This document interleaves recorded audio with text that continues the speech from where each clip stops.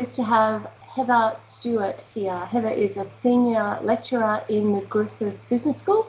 Heather is a recent successful senior fellow of HEA, and she is going to talk with us a little bit about the Dialogic Route. Heather, I wonder if you can let us know, why did you choose to embark on the Dialogic Route?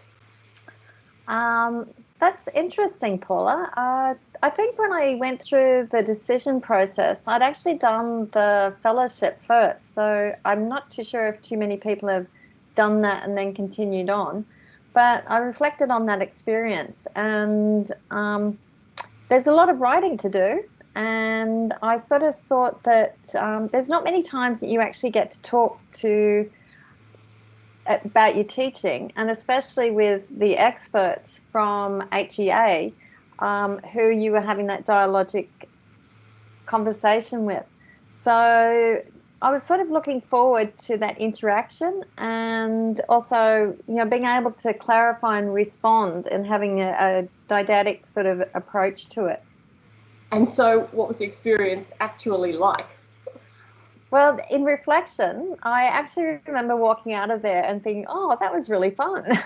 So in hindsight, it was really positive. They were really lovely people, and it did feel like a conversation. I remember that there was lots of smiles and some laughing, and there was even some sort of like, have you thought about this, in terms of sharing our teaching experiences. So I did do some preparation, and I went back to my actual submission and looked at what I'd proposed to do in my dialogic, because I consciously thought, well, this is what these people know about me. So I was really keen to sort of refresh myself, and I tend to be a bit of a grasshopper. So by doing that, I stayed focused. Yeah. Were there any benefits, do you think, of actually having the conversation? I think so, absolutely. I mean, apart from walking out of there smiling, I mean, how many times do you hit that submission button and smile?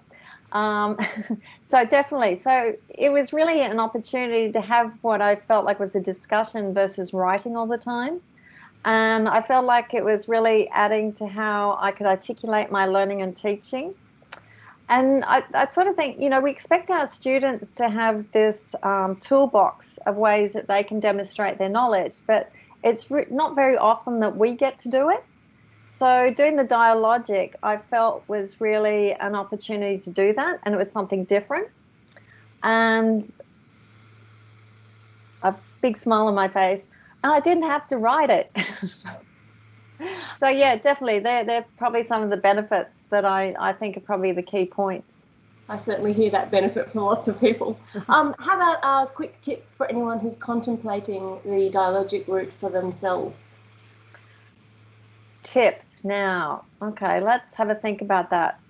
Prepare and link to what you've included in your submission, and that goes back to, I think, one of the first points, because the examiners, that's what they know about you. So if you go off tangent and have a focus on something else, that's probably going to create more questions than answers for the examiners. I'd actually consider if this option is right for you. And I know I have an assessment piece in one of my courses where I actually have options for the students. And one of them is doing a presentation. Now, a presentation isn't an easy route. So, if your skill set is more in having a conversation, being able to verbalize your learning and teaching and your submission, then great. But if you're more comfortable writing a case study, then that needs to be considered too. And I think especially, don't think that it's an easy route. It's an alternative one, but it's not an easy one. But at the same time, I really think it's sort of vive la différence. It's doing something different, which I thought was more exciting. Oh, that's excellent. All right. Well, thank you very much for your time with that today, Heather, and thanks for explaining to everyone. Thanks, Paula. And listen to Paula. Final tip, listen to Paula.